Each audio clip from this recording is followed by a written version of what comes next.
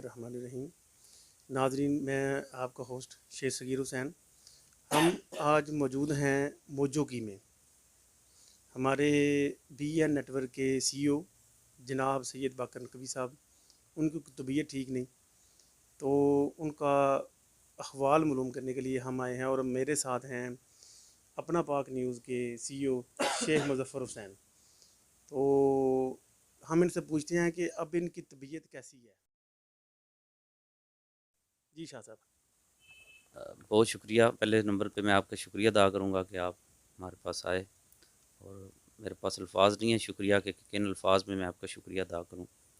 اور الحمدللہ بہت زیادہ بہتر ہے کہ محمد مصطفیٰ صلی اللہ علیہ وسلم کا صدقہ تمام مسلمانوں کو اس وبا سے محفوظ رکھے، اور اس وبا کے علاوہ بھی ہر بیماری سے اللہ تبارک و تعالیٰ محفوظ رکھے۔ اور میں آپ کا ایک بار پھر شکریہ ادا کرتا ہوں کہ آپ کی محبت ہے کہ آپ میرے پاس تشریف لائے۔ جی تو شاہ صاحب، میرے ذہن میں ایک بات آئی ہے کہ جب انسان کا جسم بیمار ہوتا ہے تو وہ ڈاکٹر کے پاس چلا جاتا ہے، کوئی ٹریٹمنٹ لے لی، کوئی میڈیسن لے لی، کوئی بہتر ہو گیا۔ لیکن اگر بندے کی روح بیمار ہو جائے تو اس کا کیا علاج ہے؟ اس کو کہاں جانا چاہیے؟ اس کا علاج کہاں ہے؟ اس بارے میں آپ اس سے سب سے پہلے ہم اس بارے میں اپنے یہ سی او اپنا پاک نوزن سے پوچھتے ہیں۔ جی صاحب۔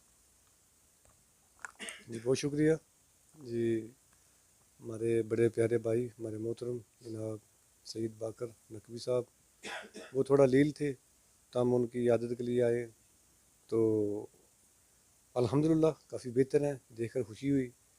تو اس سلسلے میں باقی رہ گیا یہ سوال کہ جو جسم بیمار ہوتا ہے تو اس کے لیے ہم کسی معالجی کے پاس جاتے ہیں، کوئی دوائی وغیرہ طبیب سے لیتے ہیں، ڈاکٹر سے لیتے ہیں، اللہ تعالیٰ شفا دیتا ہے، شفا اللہ تعالیٰ دینے والا ہے۔ اور روح جو اصل ہے، کیونکہ جسم جو ہے یہ تو روح کا لباس ہے، اصل چیز ہے جو وہ روح ہے۔ روح کا بیمار ہونا، ہم تو یہ سمجھتے ہیں کہ زیادہ تر جو بیماریاں آتی ہیں، جب کبھی یہ ڈاکٹری علاج نہیں تھے، بہت پہلے جڑی بوٹیاں بھی نہیں تھی، تو اس وقت زیادہ تر علاج یہی ہوتا تھا روح کا۔ وہ جو بھی طریقے تھے اس وقت، دم درودیاں جو بھی طریقے تھے، جھاڑ پونچھ وغیرہ، تو اس لیے روح جو ہے مین چیز ہے۔ جب انسان کی روح میں کوئی آتا ہے تو پھر جسم پر بھی اس کا اظہار ہوتا ہے۔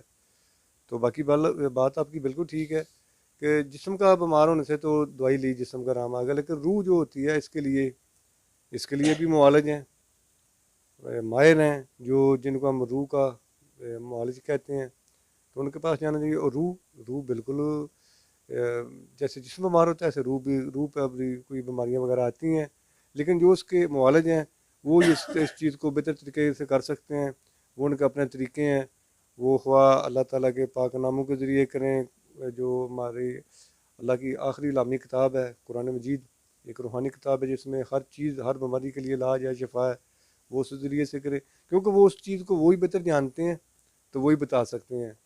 تو میرے خیال میں روح کے لیے جو روحانی معالج ہیں جو ہر وقت موجود رہتے ہیں ان کے پاس جانا چاہیے۔ تو باقی آپ مزید شاہ صاحب سے پوچھ سکتے ہیں۔ جی اس بارے میں یہ تو ٹھیک ہے کہ یہ کچھ چیزیں ہمارے پاس ہیں، اور کچھ ہمارے پاس سب سے بہترین چیز جو ہے وہ اللہ کی پاک کلام ہے، لیکن مسئلہ یہ ہے کہ ہم لوگوں نے اس کو صرف ثواب کے لیے رکھ لیا ہے، اس میں ہم کسی طرح کا کوئی فائدہ نہیں لے رہے۔ تو یہ اس چیز کا افسوس ہے۔ پڑھتے تو ہوں گے لوگ، لیکن صرف ثواب حاصل کرنے کے لیے، سمجھنے کے لیے کوئی بھی نہیں پڑھتا۔ اگر سمجھنے کے لیے پڑھے جی ہاں، ثواب اس بات میں کوئی شک نہیں، وہ ایک روحانی کتاب ہے، اس میں ثواب بہت زیادہ ہے، اس بات میں کوئی شک نہیں، لیکن وہ صرف ثواب کے لیے نہیں، وہ تفکر کرنے کے لیے بھی ہے، کیونکہ کائنات میں جو کچھ نظام چل رہا ہے اس کا سب تا قیامت کے لیے موجود ہے۔ اگر اس پر تفکر کیا جائے تو بہت سارے ابھی اور جہاں رہتے ہیں سیر کرنے کے لیے، ان کو سیر کر سکتا ہے انسان، ان کو آگے بڑھ سکتا ہے۔ یہ بہت گہری باتیں ہیں، یہ پھر کبھی کسی وقت پہ ہوں گی، لیکن یہ حقیقت ہے کہ قرآن مجید ایک ایسی کتاب ہے جس کے بارے اللہ تعالیٰ نے فرمایا کہ اگر میں اسے پہاڑوں پہ اتارتا تو وہ ریزہ ریزہ ہو جاتے۔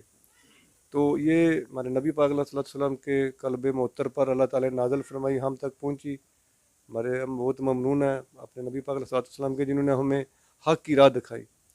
اور بالکل آپ شاہ صاحب سے جی جی ہم شاہ صاحب سے پوچھیں۔ جی شیخ صاحب، میں آپ کے سوال کو دوبارہ دہراؤں گا کہ آپ نے بولا کہ جسم بیمار ہو تو آپ ڈاکٹر کے پاس جاتے ہیں، دوائی وغیرہ لیتے ہیں، تو وہ ٹھیک ہو جاتا ہے.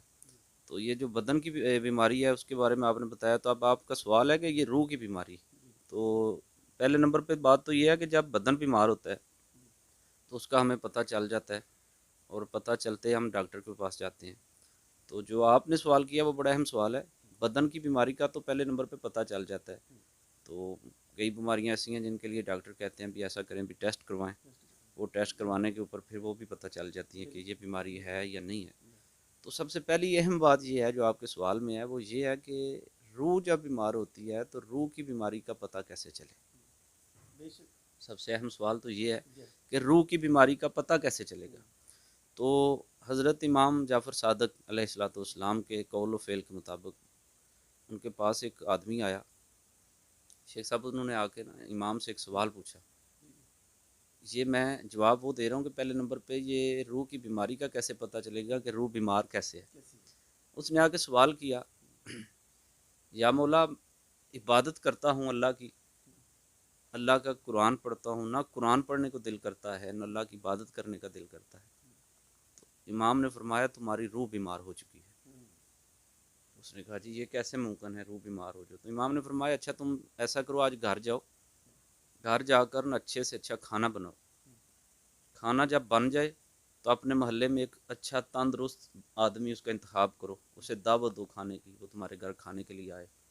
اور ایک بندہ تلاش کرو اپنے پورے گاؤں میں جو بیمار ہو, کھانا ایک ہی ہو, آدمی دو ہوں, ایک تندرست ہو ایک بیمار ہو.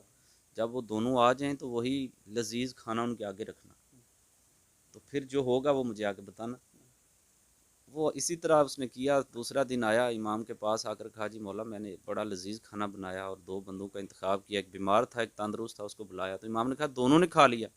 کہتے جی تو تندرست تھا اس نے تو کھا لیا, جو بیمار تھا کھانا وہی تھا لیکن کہہ رہا تھا کہ میرا دل نہیں کر رہا. تو معصوم نے فرمایا اسی طرح جس طرح تندرست بندہ زیادہ کھاتا ہے اور بیمار بندہ لذیذ کھانے کو بھی نہیں کھا سکتا کیونکہ اس کا بدن بیمار ہے, اسی طرح جس کی روح بیمار ہوتی ہے وہ اسی کھانے کی طرح اس کا دل بھی عبادت میں نہیں لگتا. تو اب وہ بندہ بھی بڑا سمجھدار تھا, اس نے بولا کہ یا مولا یہ روح بیمار جب ہوتی ہے تو اس کا بھی کوئی علاج ممکن ہے.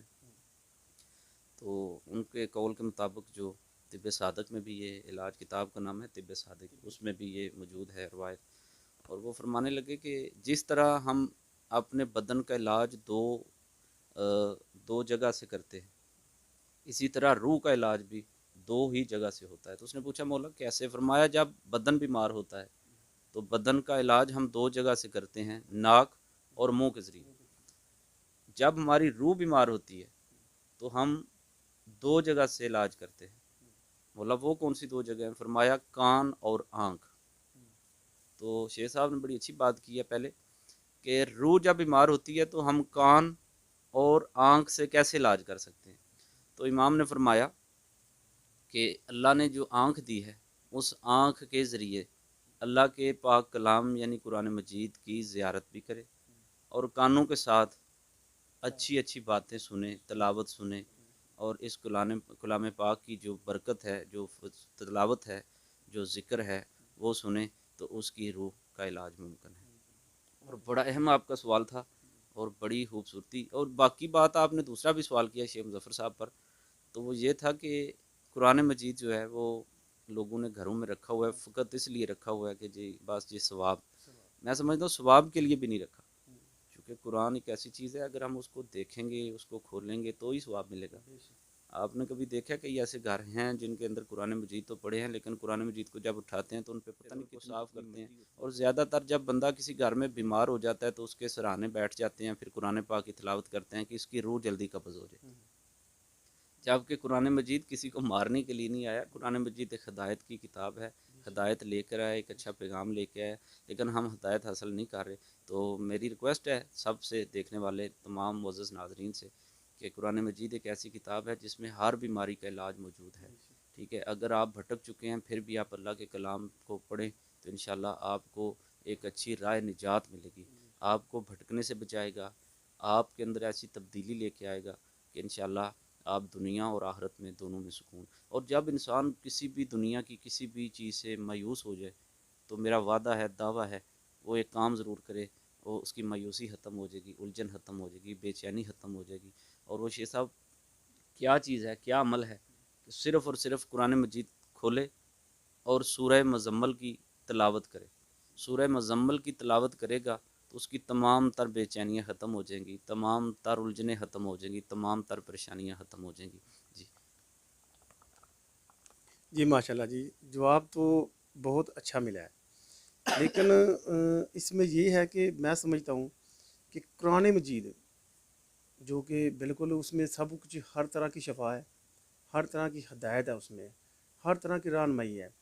لیکن مسئلہ صرف یہیں پہ آتا ہے کہ ہم اس پر عمل نہیں کرتے. تو یہ ریکویسٹ ہوگی تمام عالمین سے کہ وہ قرآن مجید کو پڑھیں اور سمجھیں، پڑھیں اور سمجھیں. اس سے کافی رہنمائی ملے گی. تو ہم اجازت چاہتے ہیں اپنے بی این نیٹ ورک کے سی او اپنے سعید باقر نقوی صاحب سے، اور اپنا پاک نیوز کے سی او شیخ مظفر خان سے. جی اللہ حافظ.